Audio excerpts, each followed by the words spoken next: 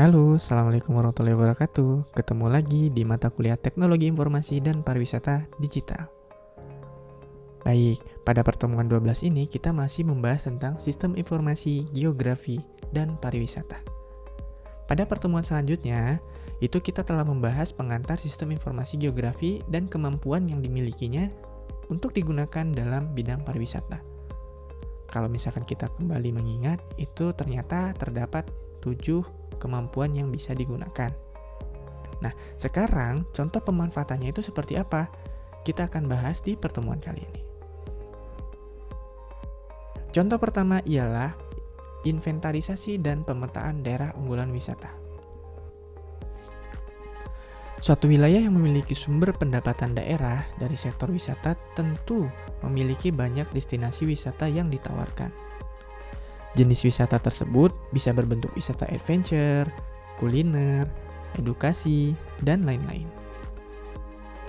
Pemetaan daerah unggulan wisata bermaksud untuk menunjukkan kepada calon wisatawan wajah wisata dari suatu wilayah.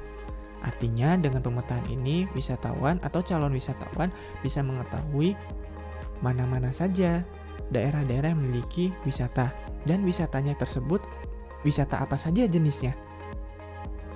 Sehingga harapannya akan mendorong calon wisatawan untuk mengunjunginya, serta memudahkan wisatawan untuk merencanakan perjalanannya. Kenapa? Sebab kalau kita sudah tahu mana-mana saja yang akan kita kunjungi, maka kita akan mudah untuk mempersiapkan baik secara akomodasi, penginapan, contohnya, ataupun restoran dan lain-lain untuk perjalanan wisata kita. Contoh yang kedua ialah navigasi. Navigasi sangat memudahkan seseorang dalam memeriksa aksesibilitas dari destinasi wisata.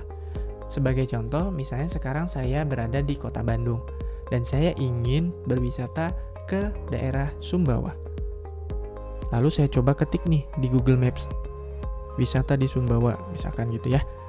Lalu saya cari, saya akan bisa melihat rute dari Bandung menuju Sumbawa. Nah, itu berapa kilo, kemudian ditampilkan juga menitnya, perkiraan waktunya.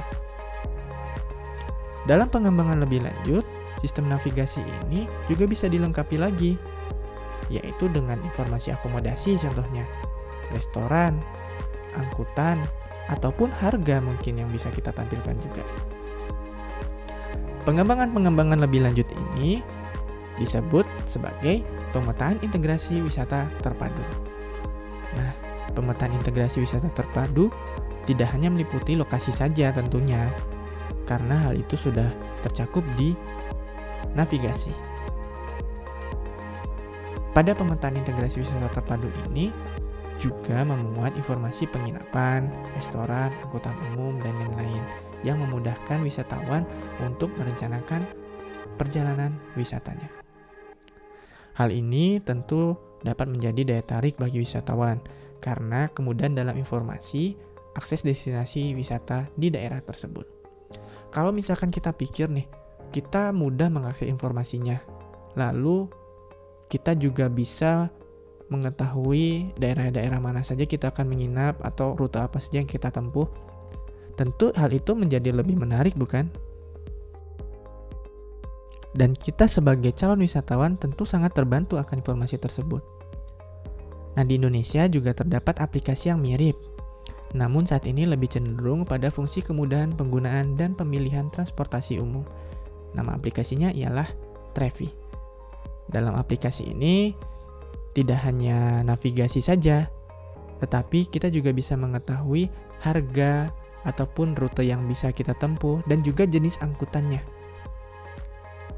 Kesimpulannya, berdasarkan uraian tersebut, dapat kita simpulkan bahwa sistem informasi geografi dapat digunakan dalam pariwisata tentunya, khususnya dalam bidang perencanaan bahkan pemasaran.